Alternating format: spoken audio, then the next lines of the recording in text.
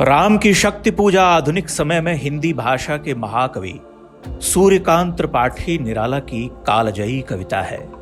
इस कविता की भावभूमि राम रावण युद्ध से पूर्व राम के मन में उठने वाले संशय, प्रश्न और उद्वेग पर टिकी हुई है। यह कविता राम रावण युद्ध के प्रथम दिन से प्रारंभ होकर भगवान राम के द्वारा देवी की आराधना, देवी द्वारा उनकी परीक्षा और अंततः देवी के द्वारा ही उनके विजयी होने के आशीष के साथ समाप्त होती है। इस कविता की विलक्षणता इसके गहन भाव, अद्भुत छंद विधान, शब्द सौंदर्य, अर्थ की गंभीरता और क्षण क्षण परिवर्तित होते राम के मनोभाव अंतर्द्वंद में है। कविता का प्रारंभ राम रावण युद्ध के प्रथम दिवस के समापन से होता है। इसकी कुछ पंक्तियां सुनिए। रवि हुआ अस्त ज्योति के पत्र पर लिखा, अमर रह गया राम रावण का पराजेय समर। आज का तीक्ष्ण शर विधृत क्षिप्र कर वेग प्रखर, शतशेल संवरणशील नील नभ गर्जित स्वर प्रतिपल परिवर्तित व्यूह भेद कौशल समूह। राक्षस विरुद्ध प्रत्यूह क्रुद्ध कपि विषम हूह विच्छुरित वहनी। राजीव नयन हत लक्ष्य बाण, लोहित लोचन रावण मद मोचन महीयान। राघव लाघव रावण वारण गत युग्म प्रहर, उद्धत लंकापति मरदित कपि दलबल विस्तर। अनिमेष राम विश्वजित दिव्य शरभंग भाव, विद्धांग बद्ध को दंड मुष्टिखर रुधिर श्राव। रावण प्रहार दुर्वार विकल वानर दलबल, मूर्छित सुग्रीवांगद भीषण गवाक्ष गयनल वारित। सौमित्र भल्लपति अगणित मल्ल रोध, गर्जित प्रलयाब्धि क्षुब्ध हनुमत केवल प्रबोध। उदगीरित वहनि भीम पर्वत कपि चतुः प्रहर, जानकी भीर उर आशा भर रावण संवर। यह एक लंबी कविता है जिसे उद्धृत करना कठिन है, किंतु इसके कुछ अंशों को सुनते हुए आप अनुभव कर सकते हैं कि इसकी रचना में कितना ताप, कैसा काव्य कौशल है। छंद विधान और शब्द संसार से लेकर अर्थ गौरव तक यह कविता संस्कृत के महाकवियों की रचना को टक्कर देती मालूम पड़ती है। आगे देखिए। लौटे युगदल राक्षस पदतल, पृथ्वी टलमल बिंद महोल्लास से बार बार। आकाश विकल वानर वाहिनी, खिन्न लख निज पति चरण चिन्ह। चल रही शिविर की ओर, स्थविर दल ज्यों विभिन्न। युद्ध भूमि से लौटे श्री राम की जटाओं और आंखों का वर्णन देखिए।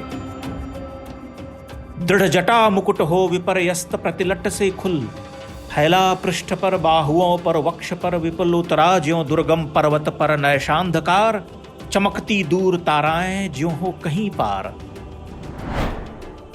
आगे राम का संशय है जो प्रथम दिवस के युद्ध में राक्षसों के उत्पात और ध्वंस से प्रगाढ़ होता है।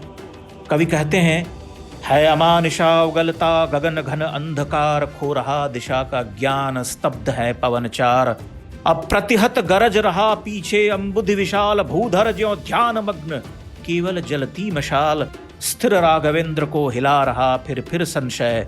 रह रह उठता जग जीवन में रावण जय भय। जो नहीं हुआ आज तक हृदय रिपुदम्य श्रांत। एक भी अयुत लक्ष्य में रहा जो दुराक्रांत। कल लड़ने को हो रहा विकल वह बार बार। असमर्थ मानता मन उद्यत हो हार हार। लेकिन तभी राम को अपनी प्रिया यानी जानकी का ध्यान आता है और तत्क्षण कविता दूसरी मनोदशा में प्रवेश कर जाती है। कवि कहते हैं, ऐसे क्षण अंधकार घन में जैसे विद्युत जागी पृथ्वी। तनया कुमारिका छवि अच्युत, देखते हुए निष्पलक याद आया। उपवन विदेह का प्रथम स्नेह का लतांतराल मिलन। नयनों का नयनों से गोपन प्रिय संभाषण। पलकों का नव पलकों पर प्रथमोत्थान पतन। कांपते हुए किसलय झरते पराग समुदय। गाते खग नव जीवन परिचय तरु मलय वलय। ज्योतिः प्रपात स्वर्गीय ज्ञात छवि प्रथम स्वीय। जानकी नयन कमनीय प्रथम कंपन तुरीय। सिहरा तन क्षण भर भूला मन लहरा समस्त हर धनुर्भंग को। पुनर्वार ज्यों उठा हस्त कूटी स्मृति सीता ध्यान लीन राम के अधर। फिर विश्व विजय भावना हृदय में आई भर। वे आए याद दिव्य शर अगणित मंत्रपूत। फड़का पर नभ को उड़े सकल ज्यों देवदूत। देखते राम जल रहे शलभ ज्यों रजनीचर। ताड़का सुबाहु विराध शिरस्त्रय दूषण खर। इस विलक्षण और अत्यंत लंबी कविता के कुछ अंश आज यहाँ लगाए गए हैं। लेकिन इसका संपूर्ण पाठ होना चाहिए।